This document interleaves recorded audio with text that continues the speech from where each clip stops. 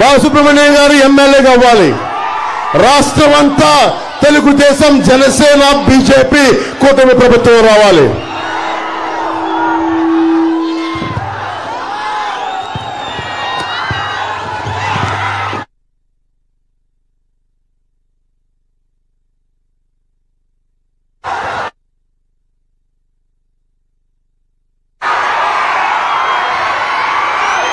ఇలా rowdyism list చదువుతా ఉన్నాం.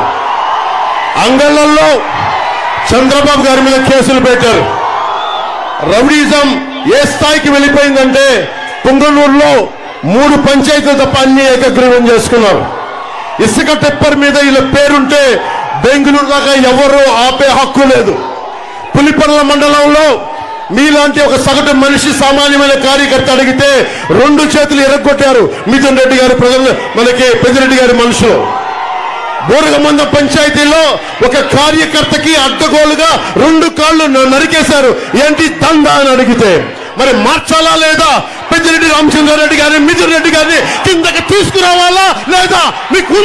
మీకుందా కోపం?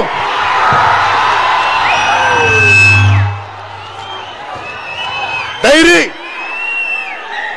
జగన్ వచ్చి డైరీ హెరిటేజ్ డైరీ అడ్డగోలుగా తీసేస్తున్నారని చెప్పి అమూల్ డైరీని తీసుకొచ్చారు. మాట్లాడితే క్లాస్ వార్ అనే మాట్లాడే జగన్ రెడ్డి హెరిటేజ్ పరిశ్రమని, చాలా మంది డిపెండ్ అయిన హెరిటేజ్ పరిశ్రమను దెబ్బకొట్టాలని అమూల్ని తీసుకొచ్చి, అమూల్ మట్టుకు వాళ్ళు ఉంటున్న పెద్దిరెడ్డి గారు, మిథున్ రెడ్డి గారు ఉంటున్న ఏరియాలోకి మళ్ళీ అమూల్ రాకూడదు. మళ్ళీ అన్నిటికంటే దారుణంగా పెద్దిరెడ్డి గారి శివశక్తి డైరీ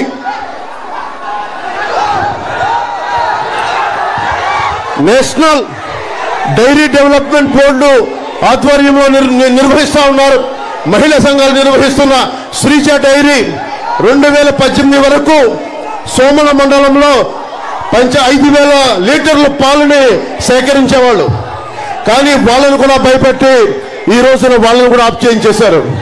జగన్ మాట్లాడే క్లాస్ వారు ఎక్కడ? సగటు మనిషి ఆడపడుచులు పుట్టే జగన్, నీకు క్లాస్ వార్ గురించి మాట్లాడే హక్కే లేదు. శ్రీజ డైరీని సమూలంగా నాశనం చేసిన నీకు క్లాస్ వార్ గురించి మాట్లాడే హక్కు లేదు.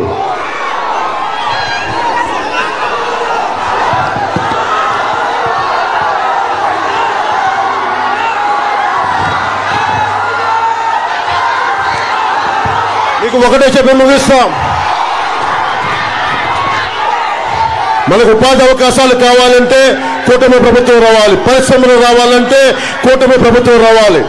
నేను మీకు మాటిస్తున్నా, ఏ హామీలు మనకి అందుబాటులో లేకపోయినా జరగకపోయినా నేను వచ్చి మీకు వచ్చి న్యాయం చేస్తాను. మీ గొంతు అసెంబ్లీలో వినిపిస్తాం, మీ గొంతు పార్లమెంట్లో వినిపిస్తాం. ముఖ్యంగా మనకి ఒంటిమిట్ట రామాలయం ఉంది, అన్నమాచార్యుడు ఉంది, భక్త కన్నప్ప గారు ఇళ్ళ తిరిగిన నేల ఇది. ఇలాంటి చోట మీరు కిరణ్ కుమార్ రెడ్డి గారిని ఎంపీగా గెలిపించిన వెంటనే మనకి పర్యాటక శాఖగా కింద సోమశిల బ్యాక్ వాటర్ ప్రాంతం ఉంది. దాన్ని పూర్తి స్థాయిలో అభివృద్ధి చేయలేదు.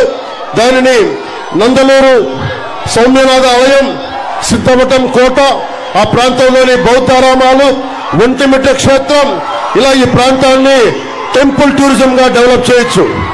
నరేంద్ర మోదీ గారి ఆధ్వర్యంలో ప్రసాద్ స్కీమ్ అనేది ఉంది.